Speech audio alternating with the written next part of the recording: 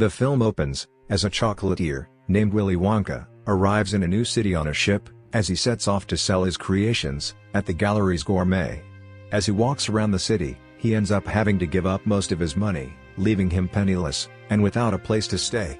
There, Willy is found by a large man named Mr. Bleacher, who tells him that he does have a place for him. Bleacher brings Willy to the home, which he shares with Mrs. Scrubbit.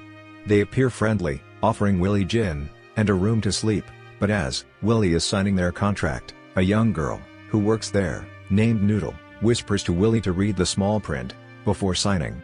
But he doesn't. The next day, Willy goes to the town square to introduce himself to the crowd and present his chocolate creations, which he calls hoverchocks, as they are made with a special flying bug. This catches the attention of 3 local chocolate shop owners, named as Arthur Slugworth, Fickelgruber, and Prodnose. They approach Willy and sample the hoverchocks. Despite the looks on their faces indicating they like it, they tell Willy that it's the worst chocolate they have ever tried. They then begin to float, as the effects of the bug cause them to fly. Willy lets the rest of the crowd buy the chocolate, but his wares are confiscated by the chief of police and Officer Affable, though Affable leaves Willy with a single sovereign to pay for his room. When Willy goes back to Scrubbit and Bleacher, they present him with a series of absurd charges and force him to work for them for years to pay them off. He is thrown down the laundry chute, where he meets other people who were tricked by Scrubbit and Bleacher, and there were a former accountant named Abacus Crunch, a plumber named Piper Benz, a telephone operator named Lottie Bell, and a failed comedian named Larry Chucklesworth. Noodle has the highest debt racked up and must work the longest. In his room, Willy learns that Noodle has never tried chocolate before. After telling her how his mother taught him how to make chocolate and inspired his creativity, he uses his chocolate-making mechanism, utilizing special ingredients, and creates a special chocolate with a lightning bolt on it. Noodle tries it and admits she likes it, but doesn't think she will get to try any again. Willy then begins to hatch an idea for making more chocolate, promising Noodle a lifetime supply. In some other scene, the chief is seen entering a church and going underground through the corrupt father named Julius. He meets with Slugworth, Fickelgruber, and Prodnose, who are unofficially called the Chocolate Cartel. They consider Willy to be a threat, since they know his chocolate is delicious, and with him selling it for cheap, they know their business is in danger.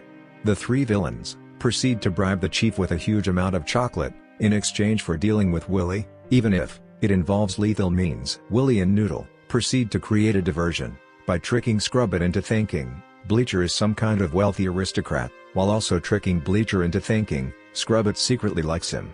Willy also creates a machine using their dog Diddles to do the laundry faster and more efficiently, allowing the other workers to relax.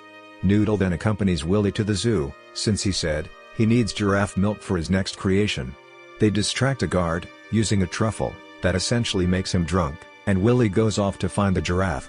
They succeed, and he uses special mints to feed the giraffe, whose name is Abigail, who then allows Willy to milk her. Noodle then shows Willy a ring, which she wears around her neck, that appears to have the letter N, which is how Scrubbit came to call Noodle by her name. She talks about her dream of having a real home and family, and Willy promises to help her find that. When the 2 return home, Willy explains to the other workers what he is doing. Abacus warns him that the chocolate cartel not only control the chocolate sales in town, but they also keep documents of their shady dealings, which involve diluting and watering down their chocolate, keeping the excess stored in a vault underground beneath the church, guarded by Father Julius and hundreds of chocoholic monks. Despite knowing the risks, the others agree to help Willy sell his chocolate without interference. Willy starts by using his giraffe milk macaroons to give to a man with a lack of confidence to sweep his girlfriend off her feet. He then sells other delicious products and escapes from the chief by going down storm drains. The chief catches onto the scheme and begins to order men to guard the storm drains, while also dealing with his increasing weight gain from all the chocolate he has been consuming. At night, Willy sets up a trap for a little orange man that has been stealing his chocolates. The trap works, and Willy finds himself meeting an Oompa Loompa named Lofty. He explains that Willy stole the cocoa beans from Loompaland and ruined his life, so he needs to get back sufficient payment in chocolate so he can return home. Lofty tricks Willy by whacking him with a frying pan and stealing his chocolate. The chocolate cartel spies on Willie, and sees that Noodle is involved. They appear to recognize her, and view her involvement as a problem as well. Slugworth then goes to Scrubbin and Bleacher for a sinister scheme. Noodle gets Willie the keys to the shop in the town square, so that he can open up his shop and sell his creations. He eventually opens it to the public, showcasing a variety of beautiful confectionaries, like cotton candy clouds, edible flowers, and chocolate trees. The crowd loves everything, until they start to find themselves growing hair, and having them change colors, at an alarming rate. Willie realizes the chocolate has been poisoned with an ingredient called Yeti Sweat, and tries to warn everyone. The people turn on Willie, and begin to trash his shop, ending with the place catching fire, after an angry mother cuts down a chandelier. As Willie sadly sits in the ruins of his shop, he is approached by the chocolate cartel, with enough money to clear all of their debts, with Scrubbin and Bleacher, on the condition that he leaves town, and never makes or sells chocolate again. Willie reluctantly agrees, and boards a boat out of town. After a while, Lofty reappears, as he believes Willie's debt to him is unsettled. Willie then notices a mark on his hand, when Slugworth shook his hand tightly, as his ring appears similar to the one that Noodle has, indicating that she and Slugworth are related. Realizing she is in danger, Willie decides to head back. When he tries to tell the captain, he finds that the boat is rigged with dynamite by the cartel, but he and Lofty jump ship before the boat explodes. On the other hand, Scrubbit allows Abacus, Piper, Lottie, and Larry to go free, but she tells Noodle that Slugworth paid her to keep Noodle there forever, in addition to poisoning the chocolates. Willie joins the other adults in helping to break Noodle free, as they plan to break into the chocolate cartel's vault and expose their schemes, so that she can be safe. The group gets Abigail out of the zoo, as they bring her to the church to frighten Julius and the monks. Willie and Noodle sneak their way underground, only to be found by the cartel, and have Slugworth point a gun at them. His relation to Noodle is revealed to be uncle and niece, as she is his brother Zeppy's daughter. He passed away, and her mother asked Slugworth to take care of Noodle while she was sick, but he left her with Scrubbit, and told her mother that she died, so that he could inherit their family's chocolate fortune. The villains then throw Willie and Noodle into their vault, in an attempt to drown them in chocolate, but first, Willie gives Slugworth a jar of his chocolate to give to Lofty if he sees him, but the three jerks eat all of it. Just before the vault completely fills up, Lofty comes upon the church and drains the vault mostly, so Willie can repay his debt.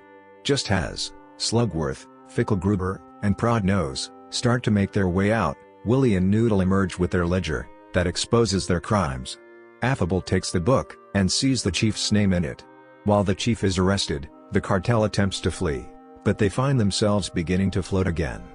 Willie explains that they ate hoverchocks with a delayed reaction, but a stronger flying power. Thinking that their reserves can keep them out of jail, Willie activates the fountain in the town square, so that their chocolate bursts out, effectively ruining them, and causing them to uncontrollably fly out of town.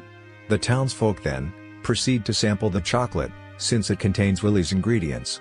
Willie returns to selling his chocolate, and he takes out the last bar his mother made before she died, which is left with a note stating that it is not important how chocolate is made, but who it is made and shared with. He then shares with Noodle, Abacus, Piper, Lottie, and Larry, before revealing that they all made a few calls and tracked down Noodle's mother, whose name is Dorothy Smith. She works at a library, and Willie brings Noodle to finally meet her mother. Willie and Lofty then go to an abandoned castle, where Willie plans to start creating more of his signature confections. Although Lofty feels the debt is repaid, he admits that he is not very popular in Lumpaland. So, Willie offers him a position, working with him, to which Lofty agrees. Soon Willie establishes what will become his world-famous chocolate factory. During the credits, Lofty explains what happened to the other characters. Abacus, Lottie, Piper, and Larry all returned to their old jobs, and reunited with loved ones, while Scrubbin and Bleacher were found out for having contaminated Willie's chocolate. They try to drink the evidence, which turns their skin and hair different colors. The two are arrested and weep, since they ended up falling in love for real. And from here, friends, I'm done with this recap. Hope you enjoyed this. I'll be back tomorrow with another good recap, but till then, goodbye.